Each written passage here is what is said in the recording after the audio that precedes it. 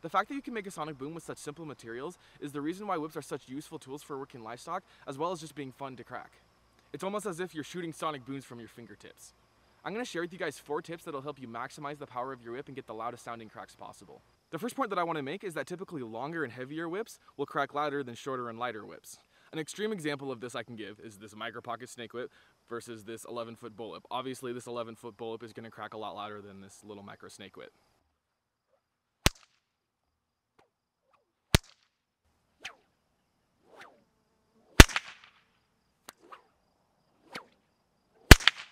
This pattern still holds up with more similar whips. For example, this is a 4-foot stock whip and this is a 6-foot stock whip. And generally speaking, the 6-foot stock whip is going to be louder than the shorter whip just because it's longer and has more mass.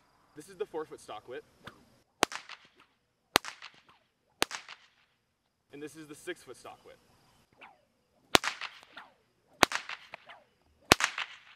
When you're looking to crack a whip loudly, it's important to take your surroundings into consideration. To fully experience the booming reverb of a whip crack, you actually need large surfaces around you for the sound to echo off of. Where I'm at right now is actually an incredible place to crack whips because I have this hill in the background and I have all these buildings that are surfaces for the sound to echo off of. This is an example of a location that's probably not the best for cracking a whip really loudly because there are no surfaces for the crack of the whip to actually echo off of.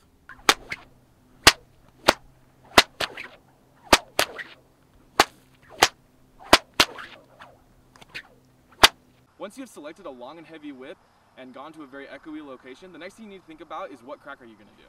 In my experience, I found that whip cracks that are based off the cattleman's crack and form a full loop in the whip typically sound louder than whip cracks that are based off the flick. Some examples of whip cracks that are based on the cattleman's crack would be first just the cattleman's crack, and you got the reverse cattleman's. The overhead is basically a cattleman's over your head.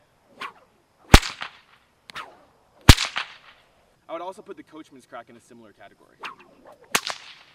In comparison, we have various forms of the flick. We have an underhand flick, we have a sidearm flick, and then we have an overhead flick. Now this isn't to say that flicks can't be as loud as other cracks, but I have found that loop forming cracks more efficiently transfer the energy to the cracker and require less finesse to crack loudly. My final and probably most obvious tip is that there is a correlation between how hard you're swinging the whip and how loud the sound of the crack is. To demonstrate this, I'm going to start by cracking this whip as softly as I can, and I'm going to slowly increase the power so you guys can see how the sound changes.